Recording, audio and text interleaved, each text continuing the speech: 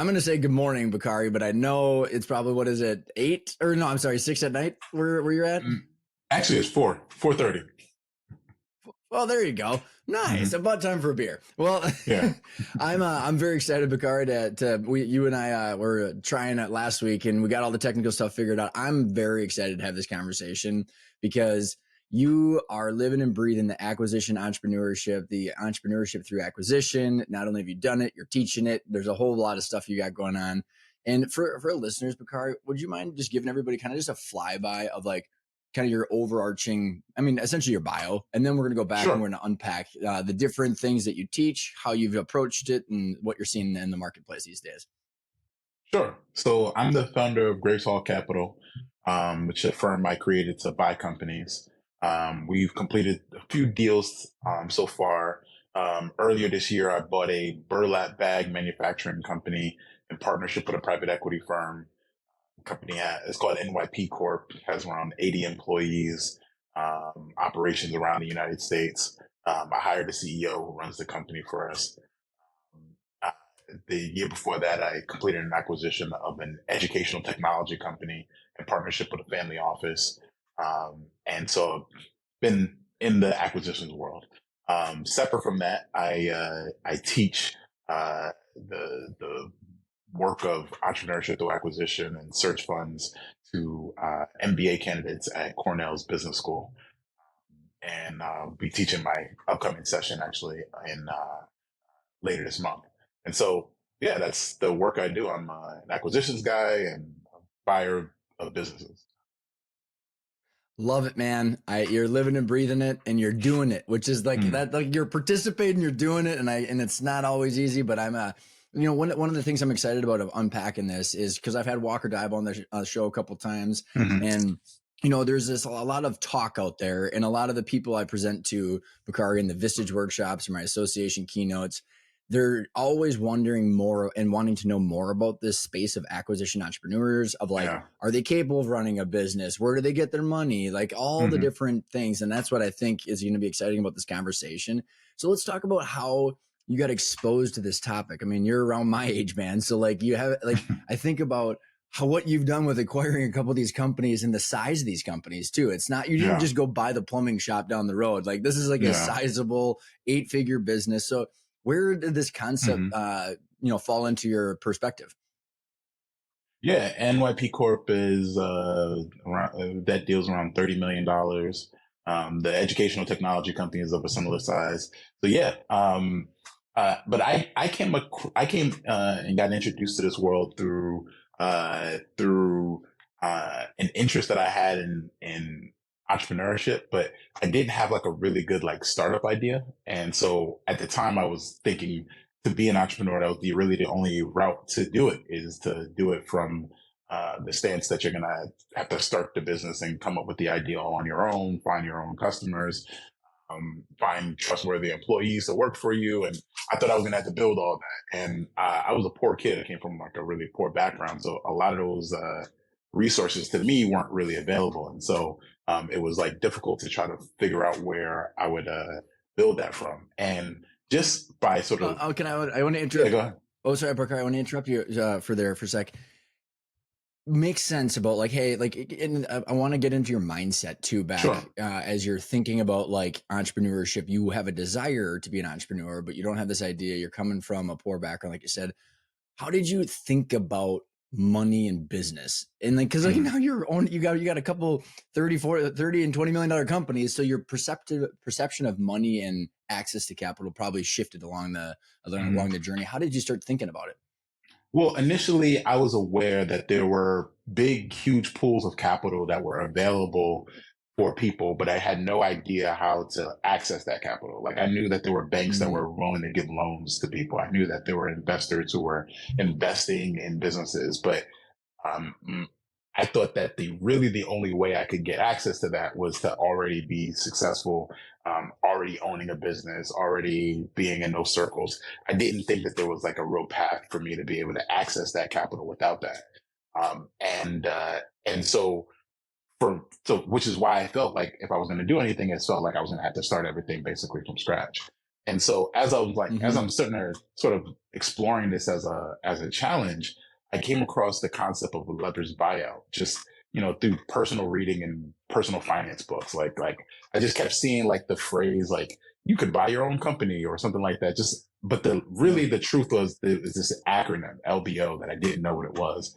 Did you And ever read King of Capital, dude? I did, but I came Isn't across, that it's amazing? a great book, but I didn't come across King of Capital until before I knew, until after I found out what LBO was. Like, I didn't know, I had never heard of that concept. And so I typed it Got it. into YouTube, and I came across this video of, of, uh, of a guy explaining a leverage buyout that he had done. And just he went out and convinced the guy who owned the company to sell him the company, and then he structured a seller note and got some bank financing and raised like a little bit of equity capital, and owned the company. And the people who wanted to sell him the company, like the guy who owned the company and wanted to sell him, wasn't asking him like where he went to school and how much work experience he had. He was asking him, can you pay the purchase price?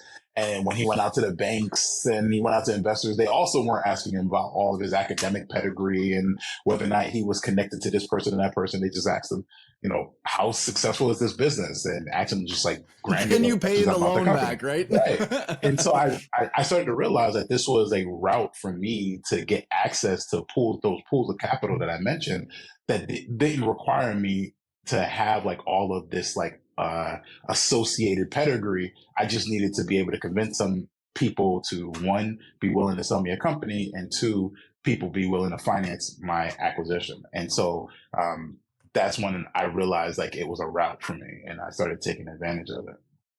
Good for you, man. I love it. Yeah. So, and I know, so I'm trying to think of, because the previous conversation, what thread I want to pull is, let's Hmm. talk about like how did you approach that? Because I know there's the academic of the teaching, and you got exposure to that. And now you're participating in the teaching. So let's just maybe sequentially take the journey. So after you watch this YouTube video, like, where do you start, man?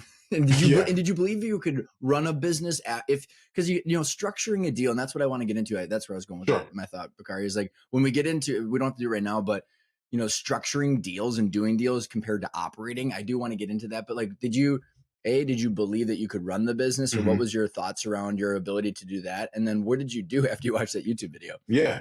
So after I came across a YouTube video and learned what a leveraged buyout was, I started just trying to like get as granular amount of information as I possibly could about what an LBO was. And I started to realize that there was like a very limited amount of, at this time in 2015, of information about how to do an LBO when you're not already an established business. There's a bunch of information about how to do mergers and acquisitions as a large Fortune 500 Mm-hmm. company, as a small and mid-sized business. But if you're just a guy who wants to buy a company, at that time, there was very little information. And in fact, it seemed like it was being concentrated at just two schools, Uh-huh. Harvard and Stanford. It was the only place you could really learn how to buy a company. And so I started looking into how can I get access to this information. And I came across a man named Tim Bovard who was teaching the subject at Search. He's the founder of Search Fund Accelerator. And he was teaching the subject of how individuals could go out and buy companies at Columbia. And I happened to live in Harlem at the time. I wasn't a Columbia student, but Columbia is like right up the street from me where I was living. And so I just decided to go sit in the class. And so I got my way in the building and sat in the back of the class right on time. And I just listened to this guy teach exactly how this world works, how to go out and put together and structure a deal. And more importantly, to your second question, is it wasn't just the idea that we were trying to buy a company, but we also want to run these companies full time as CEO.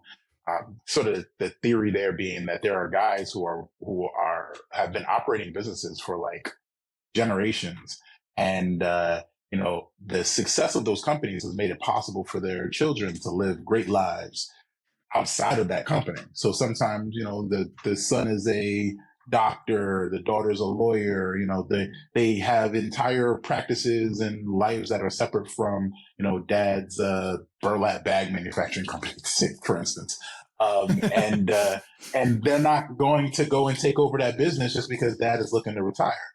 But that company represents a huge asset and has lots of Hmm. employees that are connected to it. Yeah, And man. there may be, and that business may not be large enough for a larger, corporate acquirer to want to take it on at the time, but it may be too large for like an individual to say that they want to just go and buy it. And so what that class showed me was how you could actually take over or structure a business like that, structure a deal that will actually work for the business, work for the owners, and put you in the best position as the new owner of the business and potentially the new operator to run it for the future.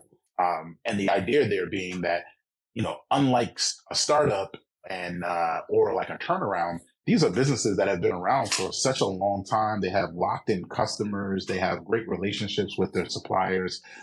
Their employee base is very understood. If you're a smart person, you come in, you take over a business like that, and you don't make any major changes. You just let it rock. You don't, Right. you're Right. not. They've It's proven that the cash flow is going, right, right? exactly. And all you do when you come in is learn how that business currently operates, understand why the decisions that the owners have made either are prudent or maybe not prudent. But just, not coming in day one trying to make things, not even day 30 trying to change things, just coming in with I'm here to learn kind of mindset.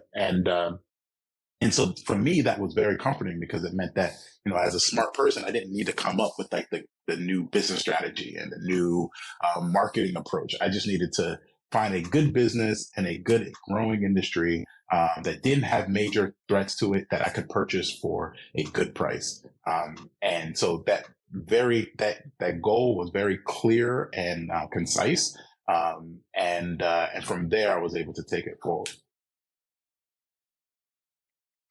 I absolutely love it, dude. I mean, it's yeah, there's so many things. I just want to highlight everything you said. So we after you got this mindset now, Bakari, like Hmm. where do you start? And like, cause there's all these so Walker's Acquisition Lab, or I think there's like Hmm. a bunch of them out there nowadays. And so you've done it, and I want to keep highlighting that because a lot of people talk, and you went out in there and you did it, man. Yeah. So like, how did you start with the plan? Like, where did you figure out where the money's going to come from? What Right. industries? And I know I'm shooting a lot at you, but maybe you can kind of Hmm. just take it sequentially of how you Yeah, I started mean, approaching this. so the curriculum was very step by step, so I had a good sense of like what the first steps were. But I would say the very first thing that I did that really like set me up was creating the website, like creating an entity, a website, and an email account where I could interact with people. And if they wanted to learn more about me, they could click on the website and learn about like the fact that I was looking to buy a company. And so that was the first step Mm-hmm. of establishing that this is the real thing. This is what I'm going to be doing. The second thing I did was so the whole entire acquisitions world, the search world, all this stuff relies on one key overwhelming thing, which is deal flow, right? Like that's the lifeblood of this entire thing. Like, Proprietary deal flow, right, right? I mean, Bakari? Isn't so that for me, it could what? be proprietary. Like I can go out and source my own deals, but I'm always open to having conversations with brokers and investment bankers who represent the businesses for sale as well. I don't mind jumping into a process Hmm. for a good company. But that said, it's deal flow. Like I needed to see deals. And so for me, what I did was twofold. The first thing I did after setting up the website was I went online and I just started developing lists and searching for brokers and investment bankers who are around me. And I probably put together a list of like 1,000 different brokers across the tri-state area, and then further, throughout the rest of the world, and but A question specifically on in the that. United Question on. States. Go ahead. Okay, awesome. So you specifically in the United States. So was there geographic territory filter? Was there Yeah. industry or So size filters too? one thing I haven't really talked about is that during this time I was like really, really poor. Like I probably had less than $1,000 to my name during this time. So it was very audacious for me to try to like pull off this strategy. Good But for there, you, man. so I so love it, but I love it, dude. in fact, one of the stories that resonated with me was a friend of mine who has bought a company. His name's Greg Geronimus. But he told me a story about how when he was looking for a company to buy, he did not want to leave the New York City area. And so he was targeting just businesses that he could get to on the 5 line. Like if he could get to the business on the same train line that he was on, that was enough. And that was liberating for me, this idea that I could really concentrate my effort into one geography. That said, I didn't want to limit it to Yeah. just Manhattan. And so I would say at the time I was focusing on New Jersey, Connecticut, and New York as being, and my ideal situation was that I was going to find a business in New York. Funny enough, ultimately I completed 2 deals, and one was in Connecticut and one was in New Jersey. So I actually never have completed an acquisition in the New York City area. But hopefully that'll change pretty soon. But that said, so it was a geographic focus. And then I'm reaching out to business brokers, investment bankers, and letting them know, hey, I'm interested in buying a company, and this is the criteria that I'm using. And then making sure that that criteria is echoed on my webpage, so that in case the person can't get in touch with me by phone, they can just go online to the website and see what I'm looking for. Was it an industry? Because usually, like when we got clients that are buying companies or people similar to you that we're working with that are acquisition entrepreneurs, and they have like their background where they kind of lean towards services or home services or software, manufacturing, kind of whatever their background is. And then, so let's answer that question first. And then the next question, Bakari, is the access to capital, because the deal size that you went after, I think the deal size will then kind of naturally go into like where you got the capital and how you went about structuring the deal. But was there an industry that you were like looking at that you liked more? To this day, I still focus on business services. That's the sector that I like. Within business services, there are lots of different industries, obviously. But I like businesses that have some sort of like contractual relationship with their customers, that they're going to be making purchases from them on an ongoing basis for the future. Sometimes you can't get as strong as contract, but you can look at the historical buying trends and see if they've been making purchases on an annual basis, on a quarterly basis, or if they've been, making purchases one time and never returning. And so those are some of the things I'm looking for, just like a steady relationship with my customers. I love that. And you actually spoke to something that I end up getting asked a lot in my workshops and keynotes, man, is like, oh, everybody wants reoccurring contracts, but not every industry can have that. And That's how right. I usually say it is like, well, like if you have repeat purchases that you can prove, I mean, like, so how do you think about that? I mean, the easiest thing to do, is to go and ask for a customer list, and ask for that customer list showing purchases from that exact same customer on a historical basis. So that's usually, let's say I'm looking at a company that has like 100 customers on an annual basis. And let's say 40% of them represent like 60% of the sales. So then I would want to look at all 40% of those guys and look how frequently are they purchasing. Is it that one customer that one time made the big purchase that put them over the line, and they're only making that purchase this year for some reason, they never made that purchase previously? Or is this a customer who's been there in 2019, 2020, 2021, particularly in this environment? Like who wouldn't love a customer who made a purchase in 19 and 20? Right. That's the very definition of sticky. Bakari, I interviewed this woman named Sindhu. She went through at Walker's Acquisition Lab, and she bought a trade and events business. Yeah. And she literally was like, well, they survived 2020, so this is one hell of a company. I was like, that's a pretty good gauge. That's exactly right. Yeah. Great businesses did not make it through 2020. Like businesses that would have met every criteria that I would have wanted to see in 2019 just couldn't survive the lockdown. And some of them remain out of business to this day. And so if you can make it, like that's such a major gauntlet. And I don't think even as private equity professionals and people who evaluate and look at companies for sale, we're still trying to figure out how to understand that moment in time as a reflection on the overall strength of a company. But it's a very good signal if it's still around. That said, the capital access piece is like the next like big hurdle that I think has to be overcome.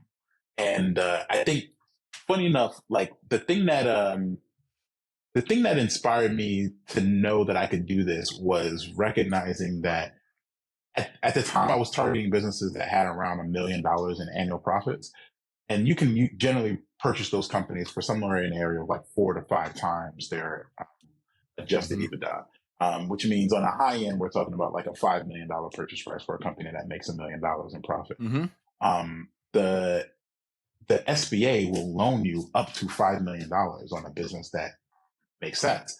And so, or I should say, a bank using the SBA program can loan you up to $5 million. Mm-hmm. So once I knew that, that meant that any business that was below a $5 million purchase price was ultimately available for me to be able to go after, as long as I could potentially bring in that other 10% in equity capital. Pardon the brief interruption. If you're enjoying the conversation I'm having with Bakari, and specifically about how fluidly we're talking about valuations, deal structures, getting a return, and how operations tied to the ultimate return of growing a valuable company, one of the best ways is to view your company as a financial asset and look at your numbers in a light that you probably haven't seen before. And if your financials are organized in a way that makes sense, where your operational data is tied to all three financial statements, the income statement, the balance sheet, and the cash flow statement, you tie that to a target valuation at a point in time, so your target normalized EBITDA, you can reverse engineer your entire plan. And if that's something that's of interest to you, all you have to do is book a short discovery call with me and my team, where I want to know a little bit more about you, the business, where you're at right now, and where you want to go, and some of your challenges.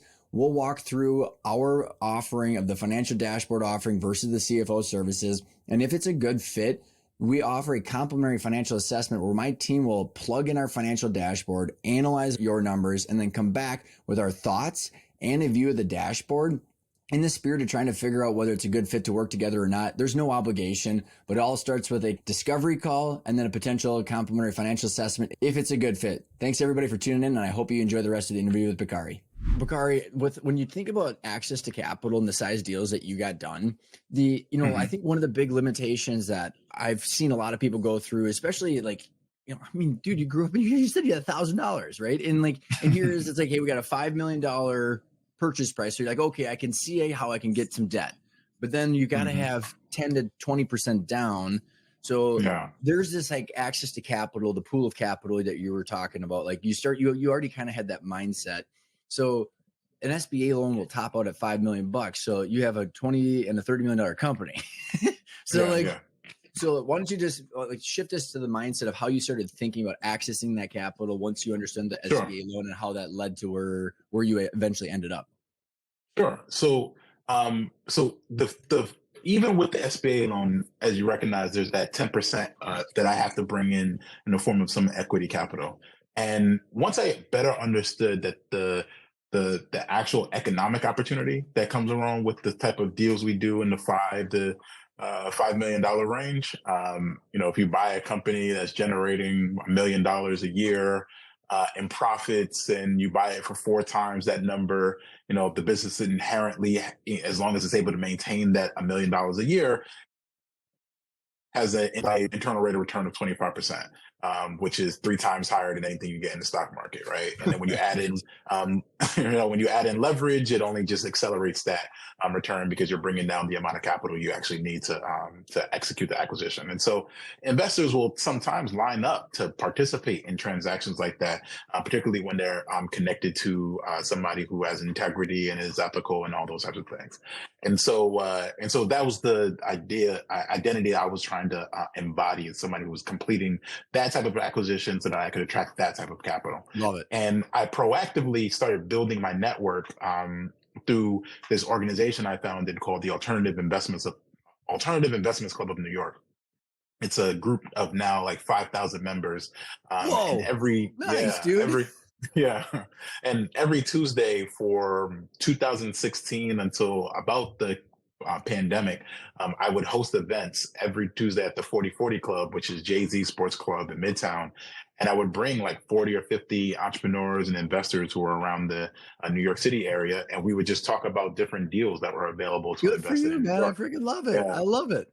And that was how I started to build my network, by just like advertising this event. And then I would meet people and I would let them know, hey, I'm looking to buy a company. And they would be like, yeah, I'm actually interested in making investments like this. And then I would just add them to my list. So the same way I'm adding like brokers and investment bankers to my list, I'm adding like investors and, potential deal people to my list as well. And so there was that. But then there are also defined pools of capital, right? So once I started looking at deals that were above the range that I could go to a guy who I met like an investment club who might be willing to like give me like $100,000 for a deal, but is Mm-hmm. definitely not interested in doing like a $5 million deal because most people don't just have that sort of capital just sitting in their bank account. I mean, that said, most people don't have $100,000 sitting in their bank account. But there are like New York City has one of the largest concentrations of millionaires, if not the largest concentration of millionaires on the planet.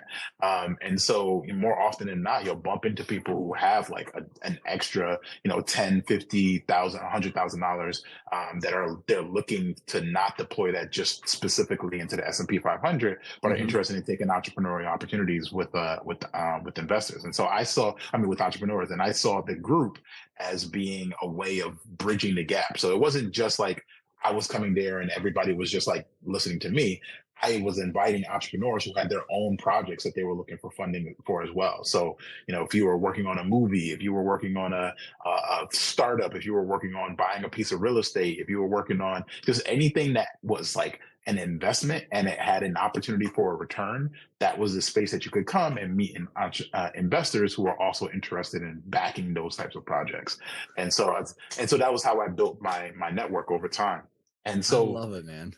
yeah, it was very ground up.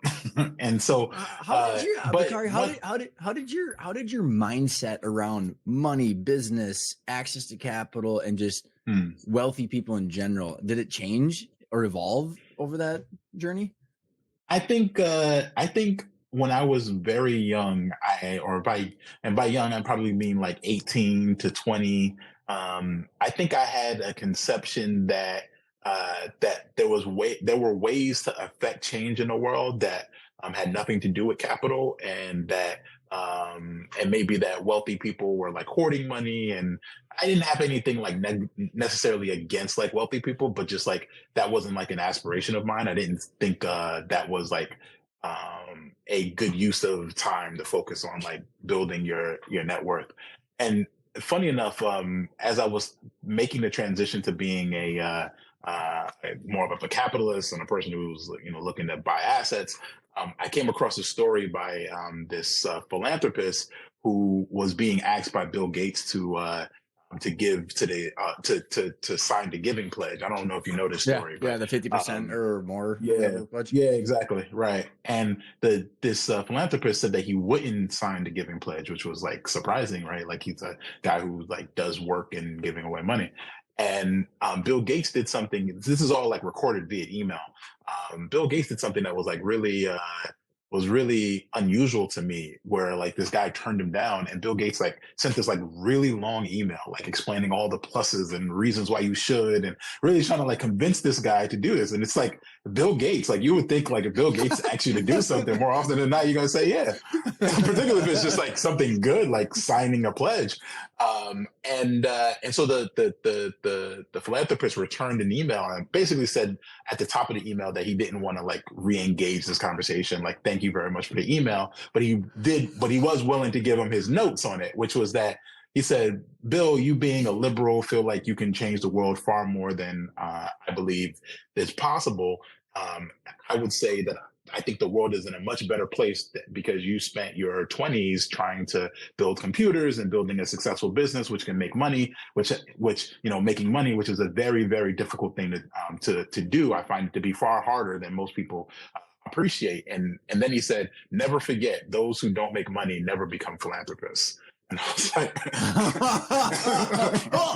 right down to the gut, right? Right. And that hit me like really, really close, because at that time I was this broke kid who was trying to be really activist-like and changing the world and thinking about like these bigger issues, but realizing that it was very hard for me to like impact or change or do anything significant with my efforts, because I kept being thwarted by capital constraints, like just either on the personal level or on larger macro levels. And so that's awesome, one of the things that sort of inspired me to start thinking a little bit more about like. Are you familiar with Conscious Capitals? The book. Me and business. Conscious Capitals in the book. Conscious Capital. Yeah, Conscious Capital. Yeah. Conscious Capital. Yeah. Conscious Capital. Yeah. I've heard the phrase, but I haven't read the Oh, book dude, yet. you gotta pick it up, Bakari, because like I thought the same thing, man. I thought you had to be like Milton Friedman, greed at all costs, like steal money from babies to Right. be a millionaire, or you had to like be a broke nonprofit or a pastor to change Hmm. the world. And the book literally has an upward spiral, Hmm. Bakari, because like, hey, by the way, if you Right. have a company, you can impact people, communities. Hmm. It's and like because if you're a nonprofit, you have to go raise the money from the people that Right. have the money. So like you might as well make it yourself. That's I right. love it, man. So as you then you are stepping Hmm. above and beyond the SBA loan. You're in the alternative investment club. What did you start thinking about? Because so now you got the list of brokers, you got the list of capital. So where did you go next? Yeah, I mean, now you got to find deals, right? And so that was the work of me talking with business brokers, who would eventually connect me with business owners. And so now I'm like I'm basically on a weekly basis. Like it was actually, and it's still to this day. If I go an entire week when I don't talk to somebody who's looking to sell a company, that's a very unusual and very unnerving feeling for me, because it means that there's nothing in the pipeline. And that's a terrible place for somebody who's in my position to be in, who wants to buy companies. I always implore that you, regardless if it's a good business or not, you should just at least have a conversation with at least somebody who's looking to sell a company um, uh, during the week, and particularly if your goal is to get this thing done. But as I was doing or trying to get deals done, I started to realize that I was having a lot of difficulty pulling together all of the different parties, like in our industry, we would call it herding cats, right? Like I got to get something like 10 investors to participate. If I need $1 million, if I need $100,000, I need to go get 10 investors to give me 10,000. Or if I need $1 million, I need to get like multiple investors to give me maybe 50,000, another one to give me 100,000, one maybe give me 400,000. Even with 100, even with 50, 100, and $400,000, I'm still nowhere near $1 million. So I still got to, it's a herding cats activity. And then separate from that, I have to go and get the bank to get involved.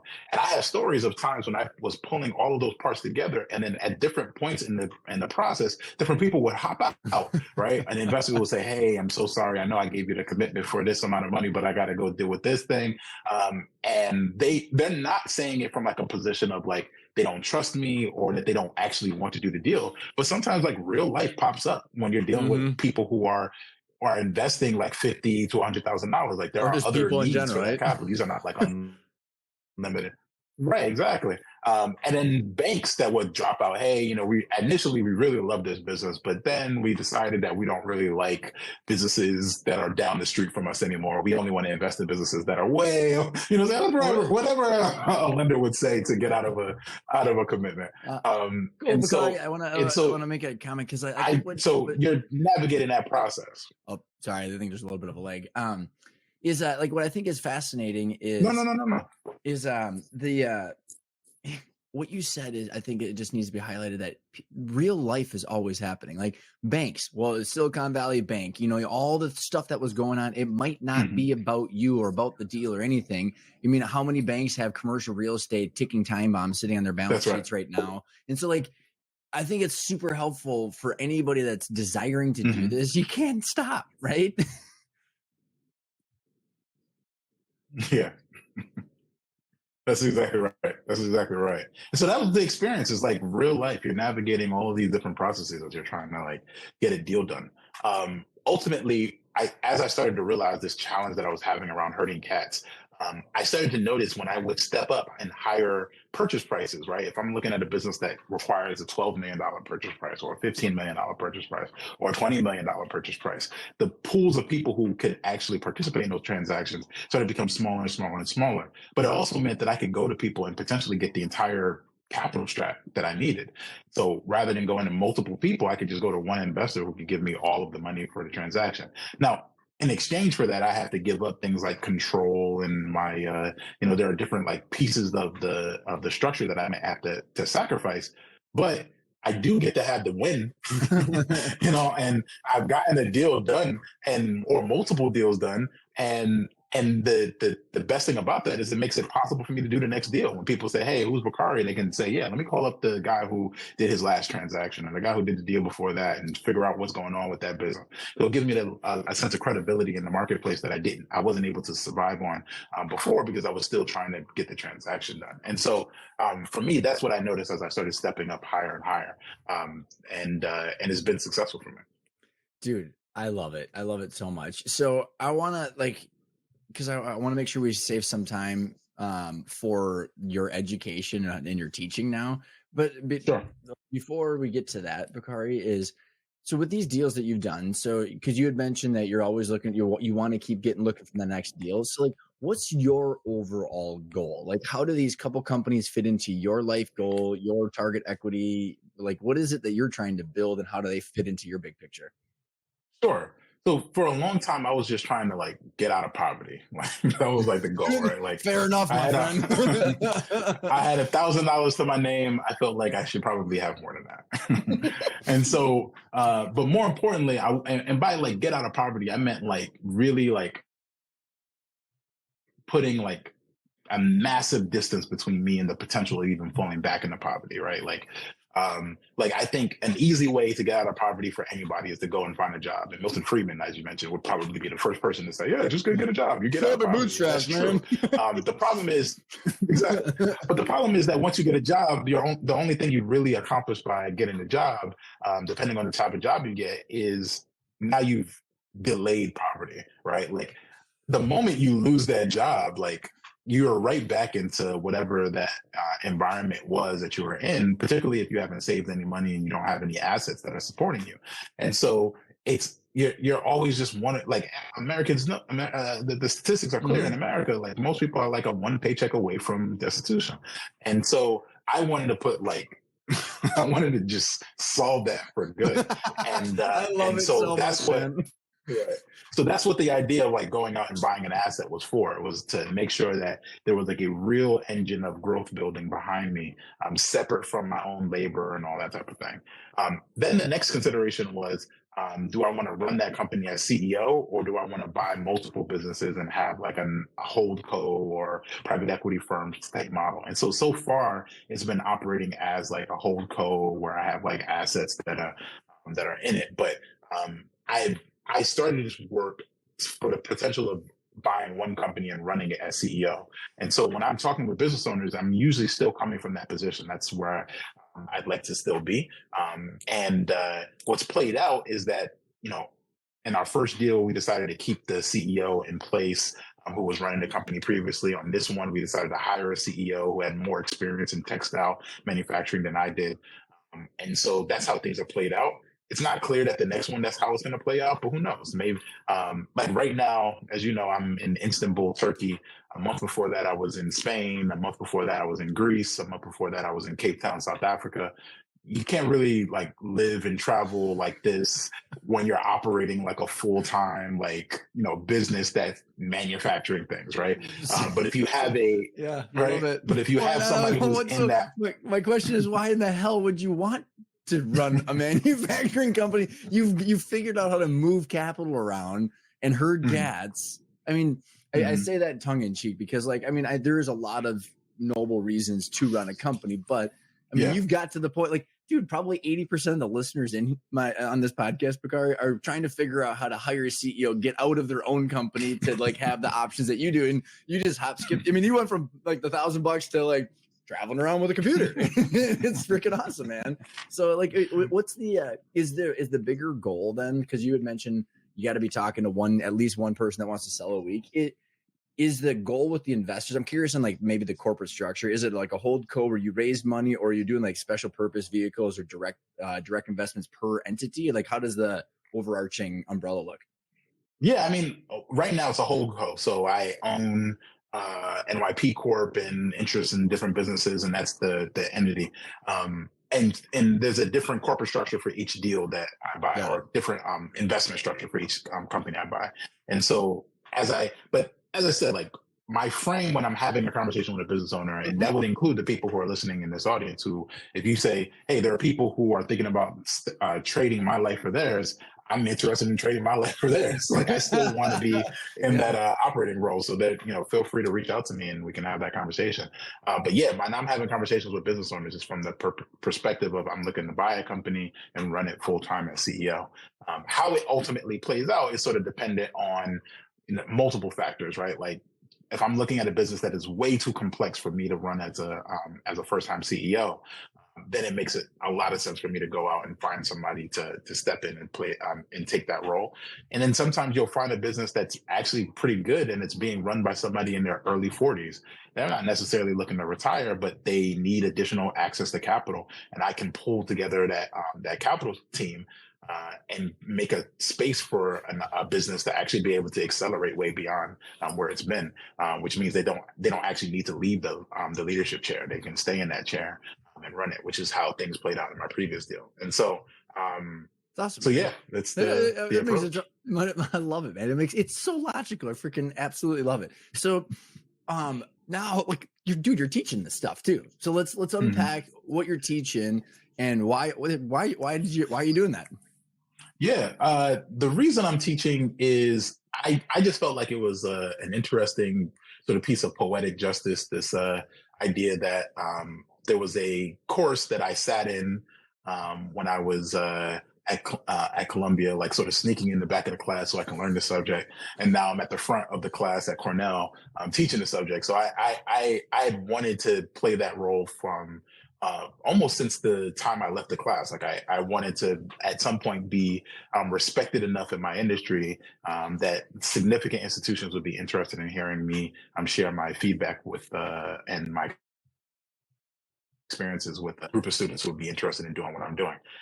The second piece is as it relates to that particular class, the students I'm teaching are generally unaware of this as an option. Like they've heard about it and they may know some of the lingo, but they don't know that they themselves could go out right after they finish their MBA, or even while they're in the middle of doing their MBA, and buy a company and run it as CEO right now. Like they think of this as potentially being like 5 or 6 years away after they've finished business school and paid back their loans and have found a good job, and maybe have settled down with a wife and kids. Like maybe at that point they'll finally be comfortable enough to do it. And that's when your burn rate's the highest. That's the last time you're going to do it. Right. Exactly right. And so my goal is to pull this reality right into today and say, you can do this today. Like you can start talking to people who are interested in selling their company right now. And so my class in some ways is therapeutic because the students in my class are coming there thinking, okay, I'm going to go to Bain or McKinsey, or I'm going to start a startup and I'm going to raise venture financing, or I'm going to be a venture capitalist. And so the idea that they can just become the leaders of their own business right now is shocking to them. And then when I explain how they access the capital, which is usually the second piece. They say, yeah, cool. So I know how to buy a company. Where do I get the money from it? And I walk them through where you can raise the capital, separate from like the things that I mentioned where I like did the alternative investments club. But there are people, former bosses and people in your community who have extra pools of, $10, $15, $20,000 in their 401k. If it's a $4 million business and you have to go raise $400,000 as a result of the SBA loan, you go out to 10 people with 40K, right? Like, and different people can ask you for different amounts. And separate from that, there are now dedicated organizations that exist for backing people for that piece of equity capital specifically. And so, Bakari, when I show them, and have you been following the loosening up of the SBA loan stuff? It's crazy, dude.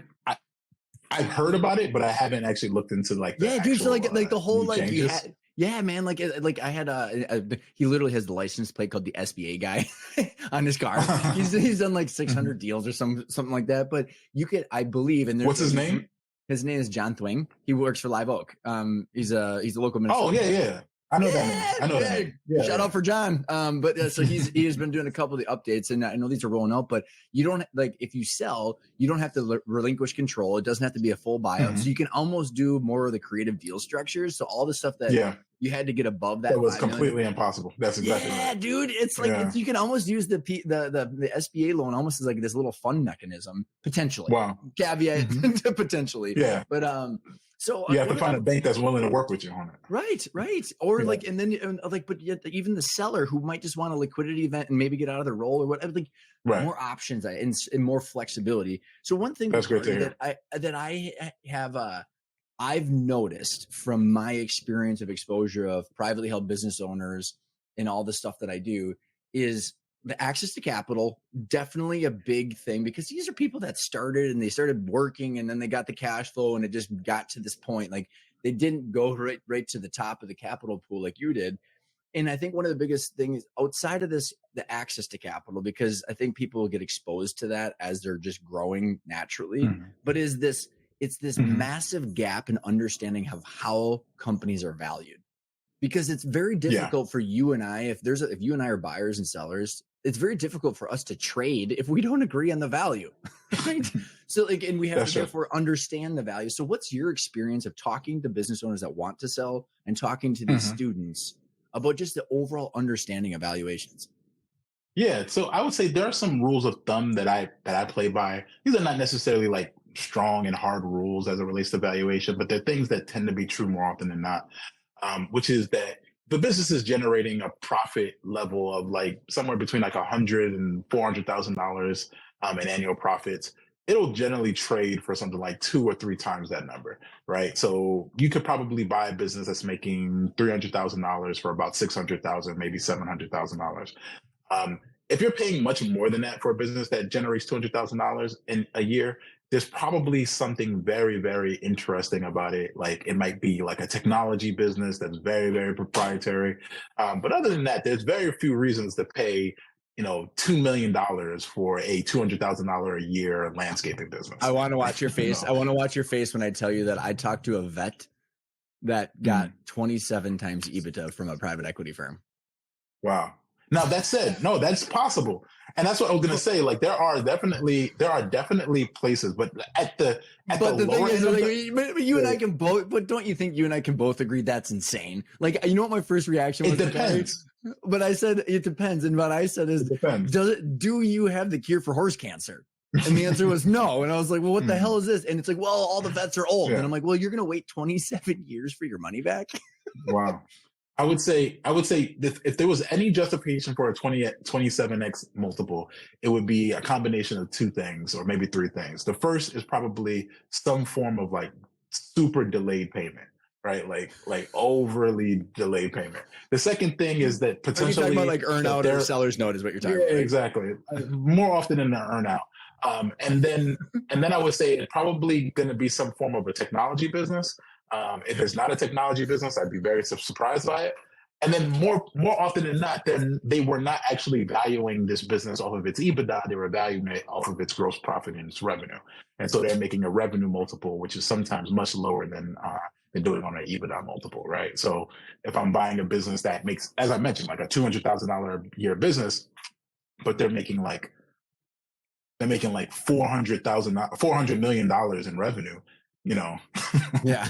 27x sounds like a very reasonable price for that level of revenue. Because all you really need to do is start addressing the cost line Yeah. to Right. start, hammering out and finding more EBITDA. And so, yes, there are definitely reasons, but rules of thumb, which is what I was Yeah. saying Yeah. before, Yeah. Yeah. things that tend to be true more often than not. $200,000 in EBITDA, we're looking at something like 2 to 3x. Um, Around $1 million in EBITDA, that's when things start to play. Maybe you'll see 4 or 5 times. But as you get over three and $4 million in EBITDA, that's when valuations start to become like a much more wider. Maybe you'll start to see 5 to 7, maybe even 8 at that range. And that's a part of the negotiation is Mhm. trying to identify where this business sits. And so some people will use adjustments and add backs to try to push their number to get all the way up there. And others will say, listen, all I'm looking at is the net income of the business, which is a silly idea, but they'll just look at the net income and say, that's it. Let's talk about why, Bakari, because I think you're hammering on, literally, man. I'm like a freaking disciple. I go around just preaching this crap, like, because I'm like, this is what I do, Bakari. I'm like, there are two numbers: normalized EBITDA, your annual cash flow, and the multiple. How many years of cash flow? That's it. And people are like, what? I'm like, no. So we have to agree on two numbers. If Bakari wants to buy my company, it's two things we have to agree on, and so you can play shenanigans on two different things. So why not net income? Because I've got usually my spiel that I give, but why not net income for you as a business buyer? Well, because you're missing out on like taxes can move around. There's no necessary. I'm buying the business cash free, debt free. So whatever interest payments are associated with the business are unlikely to continue. And depreciation and amortization can sometimes move around as well, particularly amortization, because whatever debts in the business is going to be moved out. And so those are some of the reasons why you wouldn't look at net income exclusively as a measure of the profitability of the business. Well, then I talk about all the noise and stuff, right? More often, yeah. Well, it's all the noise and the ad backs and stuff like that. So do you, like, when you're sitting down negotiating with people and you're trying to get to that normalization, what I end up saying, Bakari, and I want to hear it from your mouth, is like, I'm like, this is what we're trying to do. Is we're trying to trade trust. The normalization process is the story that someone's going to tell you to justify the $10-20 million that they want. So how do you think through the story that's being told and how those two numbers highlight or prove that story?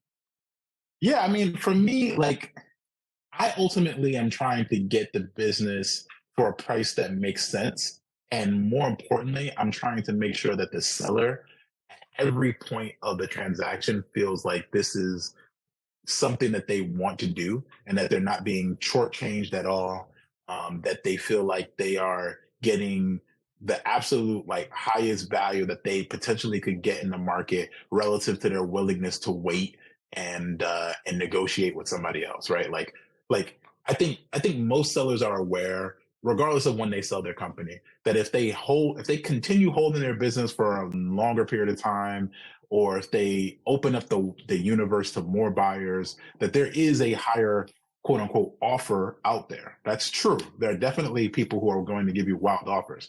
The question is whether or not they're, one, actually willing to execute on those offers, and two, are you willing to deal with them as you're trying to navigate them?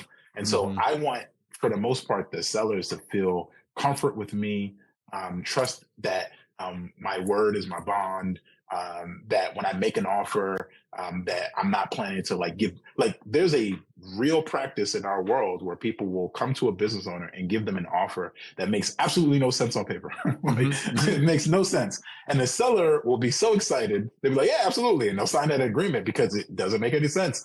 And it looks like this, and they're like a well-capitalized company. And so it seems like if they say that they're going to pay an X crazy amount of purchase price, they can absolutely do it. And so you say yes, and you go through diligence. And then all throughout diligence, they're like, well, this was not true. And I didn't know this when I decided to sign that agreement. And so we're knocking off $1 million for this and knocking off $1 million for this. And then by the time you get to the end of the transaction, the purchase price is about what everybody else was offering when you first came into the thing. And I love how you're laughing, because it's so true, man. And like Bakari, like, this is why I think it's so important what you're doing and what I'm doing is like, that person in that example would not have even entertained it if they knew how valuations worked. It's like if your house is worth $500,000 and I'm like, hey, Bakari, here's $3 million. And you're like, yay. And you're like, no way Ryan's going to pay this. You know what I mean? Like, and that skepticism, I think, is healthy. You know what I mean? Because it's you actually already said it, but like, if it's worth that, it's for 2 to 3 reasons, right? And like, and you should know why it's what worth those reasons that. are. Yeah, exactly, man. Yeah. That's exactly. The market can be irrational in our world, but it's crazy, right? Like there's usually like justifications that make sense, particularly because a lot of times the people who are spending money have to they're accountable to people who ask them, why did you make this purchase and why does it look this size? And so generally speaking, there are going to be rational reasons for why. And so every once in a while you catch lightning, but for the most part, there'll be good reasons as Yeah. to why a transaction happened or didn't Well, happen. what I want to highlight too, Bakari, for the listeners is are you familiar with GF data? It's like a data source of valuations. A lot of investment Mm, bankers will subscribe to it, but like your rules of thumb hmm. aren't just like they're pretty legit. I mean, like so on the Yeah. quarterly economic and merger and acquisition update that I do, where they're like Hmm. walking through the volume, the deal size. We're talking about normalized EBITDA and multiples and what's the range of the deal size you're talking about. So like it's pretty legit, Yeah. man. And so like as you're teaching this, like what, so going back to kind of one of my concerns, not about you at all, but like just the concerns as this category of business buyers grows is the operations. Cause like we can sit down and like Hmm. I could sit down with I think about myself, 21 years old, a long time ago, going, hey Ryan, here's how to structure a deal. We could do it on a piece of paper, Hmm. but that doesn't take into fact that I have to manage human beings that are completely irrational most of their life. And there's the Hmm. emotions, uncertainty of things like code, all of the stuff that comes with operating a company. How do you, let me ask it this way. Should I be concerned about the acquisition entrepreneur category growing this fast? And should I be concerned about operations afterwards? Or how do you think about it? Yeah. I think I think that since the since the creation of businesses, there have been people who are buying companies. I think that the only difference between now and uh, 50, 60 years ago is there are more people who are aware that it's an option. Mm, But I don't think that the category itself as a percentage of like the US population has changed in some like really dramatic moment. It's just more information about doing got it. it that's Yeah. accessible online, right? Like Yep. people, like the main way businesses have transferred over generations has been somebody finds a company, buys it, they keep it going. Somebody else buys Mm-hmm. that same company and it keeps it going. And so it's just now people are more sharing their best Mm-hmm. practices about Mm-hmm. it. And so I think there's no real reason to be concerned from like a saturation point or like, is this attracting too many people who can't do it? The second thing is like most of the people who can't do it will not be able to raise the money to do it, right? Fair enough. Like Yeah. Yeah. there Yeah. there there will be people who there are so many checks and balances against an option. Like unless you are personally wealthy, like even Elon Musk was not able to buy Twitter without bringing so many different people involved into that transaction, and Yep. he's like the wealthiest person on the planet. So And there's he so can't many afford different the checks burn and of that company either. He needs to right size the truth is it. right, but it's just like there's so many checks and balances when it comes to like these types of companies, lenders, and all this. Unless you are personally wealthy and can just make that money, make that transaction all happen on the strength of your balance sheet, there are so many people who will prevent you from being able to do it Well if you're said, man. not Yeah, well actually said. And prepared to do I want to argue with myself too, because I do generally agree with you. That's why I just was super fascinated to hear your response in this. Is it. Hmm. there's no vetting process for someone to start an idea and then go start a That's right. company. And so like Hmm. That's we are exactly right. proved all day long that like by the way, just any person up and down the street can be like, I got an idea, go raise some money and just burn it That's all right. and not succeed. And so like I talk out of both sides of my mouth. I think that's why I wanted to highlight your story, because when I'm out speaking to like the Vistage or the keynotes that I'm doing, people always look at this category going, huh? And I think, Hmm. Bakari, one of the couple of the reasons are it wasn't available or talked about Yeah, when they started their business. So it's like, wait a that's right. second. And so it's kind of just this evolution that people need to understand the category. Yeah, I agree. I agree. Man, this has been a lot of fun. I'm trying to think if is there anything I should have asked or we should cover that I haven't? No, I mean, I think some people might be interested in how I'm traveling. I'm traveling with this organization called Remote Year. They set up trips for people who can work remote and don't have to be tied to a specific area. And so I'm on like a 12-month journey with them. So we started, as I mentioned, in Cape Town, and now I'm in Turkey. Next month I'll be in India. And so we're just like traveling around the world all together to see it all. And so it's been a fun experience, and if people are interested in how to You do that, can, you can connect with remote here and stuff like that. and you can design your life if you build the big Yeah. picture and you go do the hard work. And I think also it's I want to highlight that like it's so important that people understand that this is possible what you're doing. You know what I mean? Understanding Hmm. valuations, I mean, whether people own a company or don't own a company. I mean, like there's so much upside to this stuff. I think it's just fantastic what Hmm. you're doing. Um, Thank you very much. a couple of last questions is one is I did want to say one more thing is like your website, Bakari, like that is one Hmm. thing I want to highlight. You had mentioned it at the beginning of this conversation. If people listening in do have acquisition entrepreneurs that reach out or search funders, Hmm. you are very transparent on your website and it is absolutely crucial. You talk about where you get your money, you talk about how you're going to do it, and it's important because there's a lot of Yeah. stuff like you've mentioned that. So I wanted to give you credit for that, and I think it's important. So where Yeah. can Thank people you very find that much. website? Yeah. So feel free to reach out to me directly. My name, I'm sure Ryan will put that in the notes, but it's Bakari at graveshallcap.com. The website is graveshallcap.com. I'm on LinkedIn, so you can connect with me there. I'm documenting my trip, so you can watch some of that on YouTube. The title of it is Nomad Noir. So just look that up, and you can see some of the footage from that. But yeah, it's been a fun journey so far.